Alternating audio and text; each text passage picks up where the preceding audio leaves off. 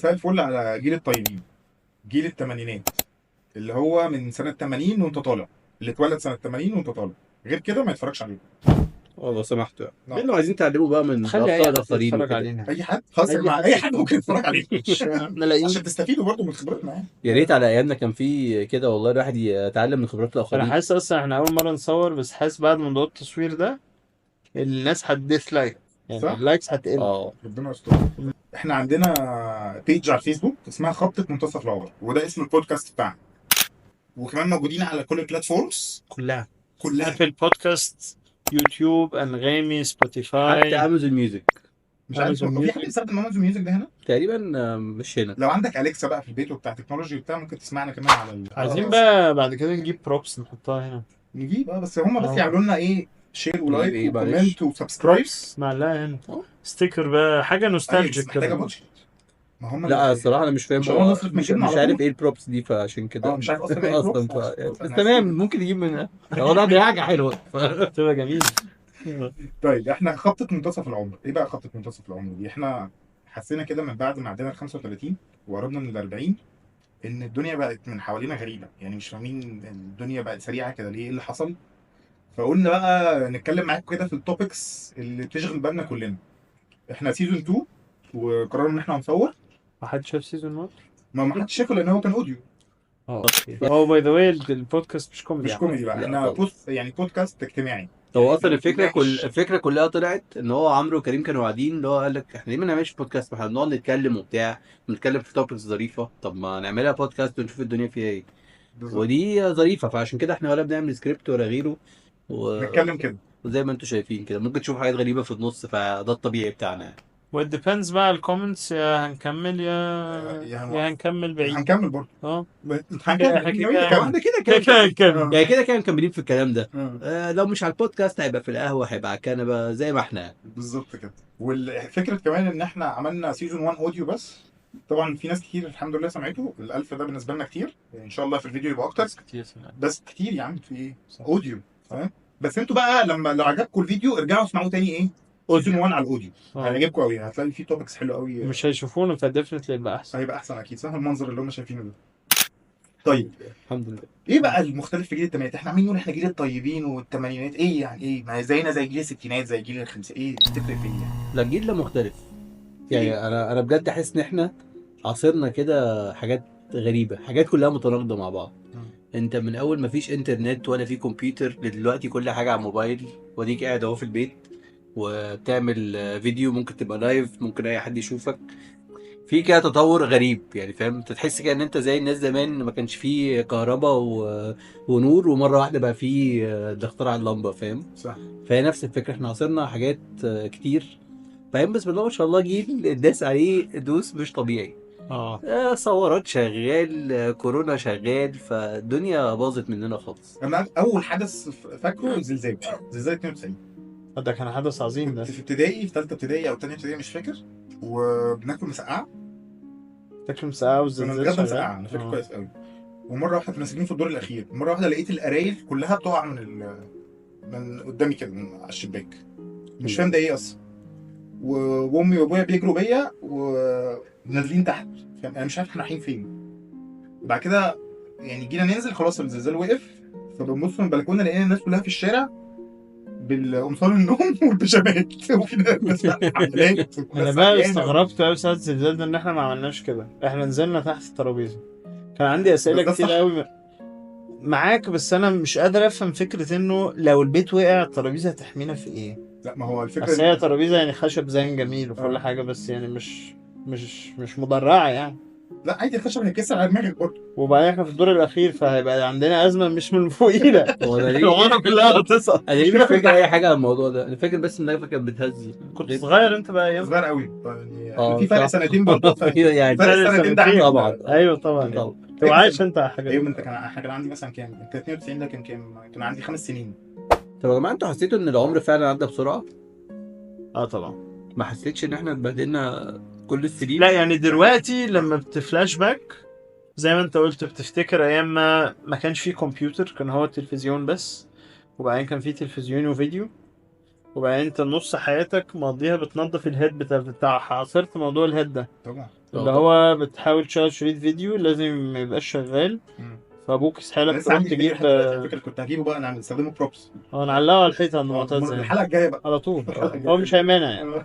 لا تنوروا يا جماعه يعني. نعمل فتحتين في الحيطه ونحط فيديو. لا زي ما وبعدين يسحلك بقى تروح تجيب الكوتون بادز بتاعت الودان دي واسيتون، ويقول لك لازم تنظف الهيد. صح. شوف الفيلم يخلص تحط فيلم تاني ننظف الهيد، ما بفهمش يعني. والفيديو كان اللي هو باب بيطلع لفوق كده وتقعد تفك. لا انا كان عندنا اللي هو بيخش ده انتوا بقى كنتوا ده كان حديث مستريحين ماديا بقى. بالظبط كده. من هنا بقى لحد تتفرج بقى على كابتن ماجد وجريندايزر والحاجات دي. وطبعا لو الحلقه فاتتك كل سنه وانت طيب. مفيش بقى جو، هم اصلا التلفزيون فيه 6-7 قنوات باين. وبعدين 7 قنوات ايه؟ انت في الاول احنا لا في الاول التسعينات كان هو 3 قنوات في القاهره. انت كان عندك في كمان القناه الاولى والثانيه الثالثه ما بتجيش عندك. الثالثه في اسكندريه كان في الخمسه بيجي لك الخمسه بدل الثالثه. فاحنا كنا بنشوف 3 قنوات، كنا وبيقفلوا الساعه 12 تقريبا او واحده. بس خلاص مفيش حاجه تاني مش هتتفرج تاني. اصلا التلفزيون بيقفل ده غريب فشخ يعني. ما بفهمش يعني ايه التلفزيون بيقفل خلاص الناس هو الساعه 12. انا فاكر اللي هو خلاص في راجل قفل كده مفتاح الاوضه. ايوه موظفين في ماسبيرو هيروح ده كده شيفت بالليل خلص كمان يعني شيفتين فاهم، عشان الساعه 7 الصبح يلحق بقى يجي عشان صباح الخير يا مصر. فاهم. فاكر انا صباح الخير يا مصر دي يعني مرتبطه معايا بألم شويه، ألم الصحيان في الساعه. ايوه ما انت كنت بتشربك عشان تصحى وسامع يا صباح في ده في الباك جراوند. ودخلت بقى الكمبيوتر كانت ايه بالنسبه لي؟ انا دخلت الكمبيوتر دي مبدئيا كان في الفلوبي ديسك. فلوبي ديسك ده كان والله مش عارف. انت كان عندك كمبيوتر على طول اصلا ولا كنت الاول في المدرسه؟ لا اصل انا كان عندي في المدرسه الاول يعني قبل ما نجيب في البيت. كان لا المدرسه اصلا ما كانش فيها يعني الحمد لله كان فيها ديسك بنقعد عليه يعني وسبوره وطباشير وبتاع. انا كنت صراحه مكسوف اقول كده. انا زيه بالظبط. هم لسه بيستخدموا طباشير لغايه دلوقتي؟ لا دلوقتي بقى الماركر سمارت بورد. ماركر وسمارت بورد كمان. لا ده سمارت بورد ده حاجه ثانيه. انا كنتش فاهم اصلا سمارت بورد المدارس بقى الانترناشونال وبتاع، لكن المدارس العاديه لا بيستخدموا عادي الماركر لحد دلوقتي. سمارت بورد ايه في مدارس حكوميه ولا مدارس خاصه حتى العاديه دلوقتي بس بيستعملوا ماركر ما بقاش فيه طباشير. الماركر ده من انا اخر ايامي انا في ثانوي مثلا كانوا بيستخدموا ماركر خلاص كانوا بطلوا طباشير. انا قلت ان انا كنت في السعوديه ما كانش فيه سبوره. ما يعني ده الجراوند بتاعتك بقى دي هيسمعوها في حلقه ايه؟ المريالة والجلاد. لا بس انا ابتديت على طول جبنا كمبيوتر في البيت. كانت طبعا الشاشه قد التلفزيون. وبعد سونيك ولا ايوه هو فيو سونيك هو في اشتراكيه كده هو المستورد سكرين اول مستورد للكمبيوتر بينزل فيديو سونيك. تمام وكيسه بشكل معين كان مش فاكر يعني وكان اسمها كيسه مش كيس. يعني كيسه زي الكيسه. عايزين نبقى نحط صورهم على البيج عشان نشاركها مع الناس او نجيبها بروبس. ويلو الحته دي بقى يعني خدوا راحتكم بدل ما عندي والله لحد دلوقتي ممكن نبقى نجيبها ونصورها. وبعدين البيت كله بقى كان بيتخانق على الكمبيوتر لان طبعا مش كل واحد دلوقتي معاه موبايل وكمبيوتر وبتاع. زمان هو الكمبيوتر واحد البيت كله بقى ايه يعيش عليه. تليفون ما انت عشان تخش على النت لازم توصل بتليفون فانت كده امك مش هتعرف تكلم خالتك وابوك مش عارف يكلم عمتك الا لما تبطل نت. لا وبعدين انت بتقعد مجهود رهيب عشان تلوجن اللي هو فاكر الاعلان بتاع 03 وبعدين تفضل تسمع اصوات حاجات كده فين وفين لما توصل وخلاص بتلوجن تلاقي واحد رافع التليفون وعامل المكالمة خلاص مجهود راح انتهى. لا انا فاكر كمان اول مره جبت الكمبيوتر كانت سنه 99 تقريبا لما جبت الكمبيوتر عندي في البيت بقى يعني مش غير بتاع المدرسه. كنت قعدت انزل هو ايه حوار انك كنت شغال على كمبيوتر ده احتلاس ده؟ لا ما كنا في حصه الكمبيوتر كانوا بينزلونا المكتبه المعمل كانوا مسمينه معمل مش عارف ليه معمل. الفكره فعلا كان عندنا حصه كمبيوتر دي. ايوه كان عندنا بس ما كانش عندنا كمبيوتر. ايوه لا كان في بس كان بيديك مش بنستخدمه قوي بس يعني لغه البيزك فاكر لغه البيزك كان اسمها لغه البيزك. انا ما خدتش حاجات دي اللي هي 01001 دي اللي هي الكودنج يعني ده اللي هو ده اصل الكودنج بقى في الاول خالص. والدوس ومش عارف تكتب برنس مثلا لعبه برنس وتعمل سلاش وانتر في المدرسه والله حلو والله ظريف في المدرسه. انا بقول لك كان مختلف. بعد كده لما جبت الكمبيوتر في سنه 99 قعدت 3 ايام بنزل فيفا 99 عشان عايز العبها اول حاجه. ده النت كان سريع قوي عندكم. 3 ايام ده بسم الله ما شاء الله. انا ما كنتش بعرف اعمل يا جماعه اصلا فيفا 99 كانت تقريبا 100 ميجا مش زي دلوقتي حد بيتكلم في التليفون خالص. ما انا كنت 3 ايام ما حدش كهرب التليفون ما فيش. يخشوا يكلموا ويقفلوا واقوم انا مشغل تاني يعني فاهم؟ بتعمل بوز اوكي اوكي. لازم. اوكي. وبعدين فاكرين بقى الاغاني كانت بدايه الالفينات اللي هي وينامب. كنت بتجيب على الهارد. وتشغل وينامب. لا بوي بوي بوا طب فاكرين يا جماعه MTM؟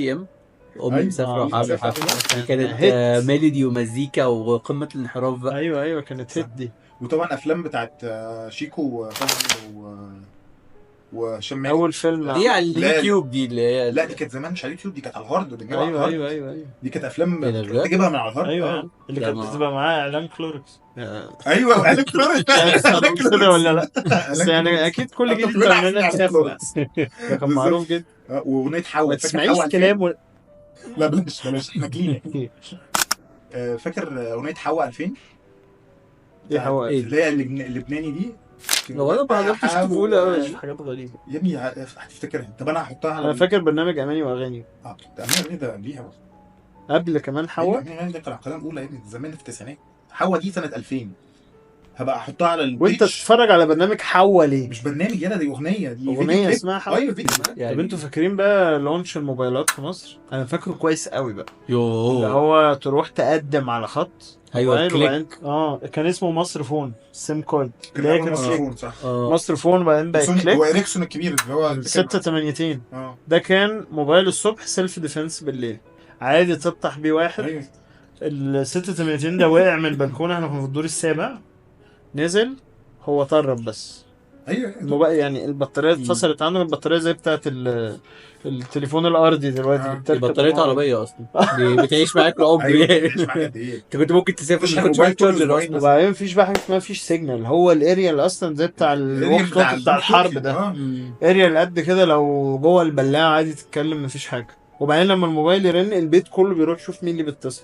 وبعدين احنا كنا ليه معلش نمسك الموبايل نلعب عليه بتاع ده سنيك. الدودة. ليه؟ سنيك ده بقى مع آه، نوكيا 3310. ايه بقول لك ايه، لا وكانت جامده ويطول بقى جدا. منك اما عملوا بقى. انفراريد، تلعب مع اللي قدامك، انتوا الاتنين تقعدوا لازقين في بعض عشان أيوة. تلعبوا. ولو واحد عطس يا لهوي خلاص. بس كانت جامده جدا. عارفين انا انبهرت اول مره كنت راكب مع حد قريبي كان جايب عربيه بي ام ساعتها وشغل الموبايل بلوتوث على العربيه. يا نهار اسود. بس ده كانت يعني 2003 2004 مثلا. لا ده شغل ملحدين. كنت ساعتها انا مش فاهم ايه هو الصوت ده جاي منين يا جماعه؟ وانتوا بتتكلموا ازاي؟ العربيه بتتكلم؟ العربيه فيها تليفون؟ حوار العربيه فيها تليفون ده كان من زمان صح؟ ايوه اللي هو كان في عربيات اصلا طب فيها ازاي بقى؟ ايوه كان ازاي ده؟ ايه التكنولوجيا يعني؟ لا عادي هو مركب يونت في العربيه زي يونت الموبايلات كده. اي بس ما كانش فيه بس موبايلات. بقى حجمه ايوه، ما هي حجمه مختلف وبديزاين. انت في افلام الثمانينات ايه ساتلايت ولا ايه؟ انت في افلام الثمانينات كنت بتتفرج بتبص اكيد مفيش سلك متوصل بالعربيه يعني. لا ما اكيد يعني. انت عندك مثلا فيلم في سنه 85 في واحد الوزير بيتكلم في التليفون في العربيه. ايوه ما عملها ده انا ازاي؟ بقول لك عليه. ازاي؟ انت هي التليفونات حتى ساعتها كانت ازاي؟ ما انت بتتكلم بيوصل المكالمه سلك. للسنترال. في سلك. ايوه سلك. السلوك كلها متوصله ببعض. ايوه طبعا. اقسم بالله اول مره اعرف. ايوه يعني. انا فاكر انه أيوة. بتوصل أمال للسنترال ده بقى بيعمل حوار فيوصل. ايوه طب يا جماعه اللي عارف التكنولوجيا لغاية- بتاعت التليفون العربيه زمان دي لا كانت عامله كده ما ازاي؟ اعرفش الصراحه. يقول لنا على البيج، يكتب لنا كومنت على البيج. طيب نخش بقى في حته المدرسه. احنا اتكلمنا برضو عليها بالتفصيل في حلقه الاوديو بتاعت المرياله والجلاد الجزئين بتوعهم. بس المدرسه كانت مختلفه في الاول خالص. كان لسه برضو في مرياله وفي شنط مريالة دي ببص لك على مرياله الأورنج. البرتقالي بتاعت معتز. مع سندوتش الحلوى. تعرفوا برضو المرياله البرتقالي لما تسمعوا الحلقه ماشي. والشنط ما كانتش لسه ميس بتوصل. رباب. ميس رباب طبعا. وكانت يعني كان في انترتينمنت في الحضانه كده بيعملوا لنا انترتينمنت. يجيب لك بقى مسرح العرايس، تقعد تعمل قص ولزق. فاكرين قص ولزق؟ قص ولزق انا كنت انا بحبه بس جدا كنت فاشل فيه قوي. وبحب الصلصال اللي هو دلوقتي بقى سلايم. الصلصال زمان ده كان عبقري بس كان يقول لك بيجيب تسمم. كان ريحته ريحته كده تقيل. ما تحطش ايدك في بقك عشان يجيلك تسمم. بس هو غالبا زمان كان بيجيب تسمم. ازاي؟ لان اكيد ما كانش تطور. بس طلعنا زي الفل والله الحمد لله. انت كنت بتاكل الصلصال؟ يعني بدوقه كده. الصلصال ده اللي هو دلوقتي بلاي دو. سلايم ده حاجه سلايم ده- مور سلايم. بلاي دو سلايم يعني. ظريف والله. بلاي دو هو كان الصلصال اسمه بلاي دو. بس كان بينشف بقى على ايامنا. يعني بينشف ما كانش بياخد بنزين زياده، محتاج تزود عليه بنزين شويه. طب انتوا في الفصل كنتوا بتلعبوا العاب ايه في الفصل وانتوا قاعدين في اللعبه اللي هو القلم البيك ده تشيله ها وتحط حته من قشره اليوستفندي ها وتنفخ كده تيجي في قفل اللي قدامك او ورقه صغيره. تلعب كوره تعمل الجون بالورقه. أيوة. ايوه اه صح. ده لازم. ونخرم الاستيكه، لازم نخرم الاستيكه الاستيكه اللي كانت احمر في اسود احمر في كحلي او ازرق، دي اللي هي وانت بتمسح بتقطع الورق. لا انا كان في اشاعه ان الحته الزرقاء بتمسح القلم الجاف. انا من الناس اللي انقضت ورا الاشاعه دي. دي كدب جدا. لا انا مشكلتي ان الناحيتين هي بتمسح بس بتقطع الورق، بتخفي الملف كله. طب كان عندكم يا جماعه القلم ده اللي هو فيه كذا لون؟ اللي قلم هو جاف كده بدأ 4 ووصل 8 وتحاول تنزلهم مع بعض. ايوه يعني هو لازم فتح نزل واحد بس انت برضه بغبائك عايز تنزل لغايه ما يبوظ لحد ما يتكسر. بس حاجه غريبه قوي ان كل الجيل كان رايح في 60 داهيه كده. ما هو انت يعني كان عايز ينزل ال4 الوان مع كل الجيل. هو انا مش عارف كده، ده كان فراغ عشان ما كانش عندنا حاجات كتير، فاحنا كلنا بنعمل نفس الحاجه ولا ايه؟ مش عارف. هو انت تخيل ان انت مش عارف اي حاجه عن اي حاجه، فانت اللي قدامك بالظبط. بس اللي بتتعامل بيه. مفيش اي اكسسبيليتي ولا حاجه. بالظبط. يعني انت اصلا وانت نزلت من البيت خلاص مفيش اي اتصالات. انت فاكرين الكوبايه اللي بتتقفل وتتفتح؟ طبعا، والزمزميه. هي الفكره بقى ان الكوبايه دي كانت بتستخدم مره واحده بس. هو ايه تاني مرة الكوبايه كوبايه كده تبقى زي 3 راكبين في بعض كده، بتتفتح كده. بعد كده تفتحها تبقى كوبايه، تحط فيها ميه بتنقط الميه من كل حته كلها خلاص. بس مش مشكله، انت معاك كوبايه، كسبت معانا كوبايه. وتحط بقك في حنفيه عادي جدا جدا، مفيش اي مشكله. جميل. طب المصيف بقى احنا قلنا ما قلنا بقى خلاص، الناس هتروح تسمع عن حلقه المصيف بالتفصيل، بس برضه نفتكر مع بعض المصيف كنا بنسافر فين. احنا كنا بنسافر اسكندريه في الاول خالص. هي بتبدا باسكندريه بعدين العجمي. طب اسكندريه بقى، بما انك اسكندراني يا ميشو، فضح. احنا انا كنت بموت في المنتزه. المنتزه دي كان بالنسبه لي وهم. طب ما المنتزه زي الفل يعني لحد دلوقتي. يعني بص اخر مره رحتها كان 2010 كانت حلوه قوي. لا بقالي سكين ما رحتهاش يعني. بس المنتزه تحفه. وكان مصطفى قمر بيعمل حفلات في المنتزه وبتاع، فاكر حته اسمها السلام لك باين حاجه كده. ده اللي جوه قصر المنتزه. كان جميل. حلقه بتاع كانت جنينه كده فيها مدافع، كنا بنقعد نلعب على المدافع ومصطفى قمر بيغني. ما كانش لسه بقى مشهور قوي، كان في الاول خالص اوائل التسعينات. وكنت بحب المعموره برضو، المعموره كانت تحفه. المعموره دي كانت ساحل. ايوه كان فيها ملاهي يا معلم. دي كانت ساحل. ايوه انا كنت على فكره لغايه وانا في الجامعه كنت بروح الملاهي بتاعت المعموره دي. لغايه الجامعه؟ انا عارف ان هي حاجه غريبه شويه بس في ايام كده كنا بنروح. وكنا بنروح ناكل فجاد اللي كان عند المنظره، نروح ناكل في مثلا محمد احمد في بس ده لحد دلوقتي محمد احمد. لا اخر مره رحنا، فاكر لما رحنا مع بعض ما كانش ماشي، بس مره تشفع للراجل يعني. عندي سؤال بقى، هل هو هو دلوقتي مش حلو ولا انت الستاندرد بتاعتك اختلفت عشان شفت حاجات اكتر؟ انا على طول يعني انا على طول بسال نفسي السؤال ده. حس كده كل حاجه انت عندك زمان كانت احلى، بعد كده تتقدم شويه في العمر يقول لك زمان كان احلى يعني. بص هو انا رايي في حاجه، يعني اي حاجه قديمه بتحاول ترجعها تاني بتبوظ منك. يعني مثلا مسلسلات ليالي الحلميه كانت جامده جدا، اما عملوا جزء من كام سنه كده باظ وحش. فاهم؟ لا علشان انت بتفتكر الاكسبيرينس على بعض، مش بس توبيك المسلسل. يعني الحته النوستالجيك في ذكريات معاها. الصوت بتاع الراجل اللي هو ده. بالظبط. هو التصوير القديم بالصوت القديم بممثلين قدام بيدي حاجه معينه. بالظبط. بحبه قوي. صعب. لا غير كده كمان في كل حاجه بقى، حتى الافلام. يعني حتى الافلام القديمه اللي بيرجعوا يعملوها تاني مسلسلات بتبقى وحشه قوي قوي. يعني بالتالي اي حاجه الريميك ده فاشل جدا يعني. ما تحاولش انت افتكر من غير ما تعمل حاجه. بس على حته الريستريكس والحاجات دي انا بتهيالي موضوع تغيير الستاندردز ده. انا اعتقد كده برضه. تعاطي بيبقى عندك الذكريات وبتاع، بس هي مش هتتعمل. بس لحد النهارده ستيل انا مقتنع، ما اعرفش ليه، ان اكل في اسكندريه طعمه احلى. somehow ارخص. ما عنديش اي كوانتيفيكيشن الموضوع. ارخص ممكن، هو عموما اسكندريه طعمه احلى. معلش الفطير انا ده الحاجات اللي انا متاكد منها. الفطير والكبده وجبنه. لا الحواوشي بتاعكم ده مش حواوشي، ده عيش بلحمه. الحواوشي عندنا بيخش في فرن ده موضوع تاني. لا وجبنه رومي اللي هي الجبنه التركي. احنا محتاجين يا جماعه حلقه بقى لوحدها على الاكل عشان ما نطولش على الناس. حلقه بقى كامله كده على الاكل عشان الموضوع ده انا عارف احنا لو كملنا في الموضوع ده طيب خلاص احنا كده نقفل الحلقه دي عشان ما نطولش على الناس. هو احنا خلصنا احنا كده ده احنا عدينا كفايه كده. وشوفوا بقى دي كانت اول حلقه بس في سيزون 2. لايك سبسكرايب شير فعل زر الجرس، اكتب كومنت، قول وحشه فشخ حلوه تمام. يعني قولوا اي حاجه. الفيديو هينزل على يوتيوب وهيبقى فيه كمان فيرجن اوديو هتنزل على جميع المنصات بقى، ابل بودكاست، جامدة أوي انغامي، جميع سبوتيفاي. تعرف انت أمازون. بجد أوي. جميع المنصات. خشوا ورونا نفسكم، وعايزين انتراكشن عشان كمان احنا ناويين الحلقات الجايه ان انتوا تشاركونا كمان الحلقات. فنشوفكم الحلقه الجايه.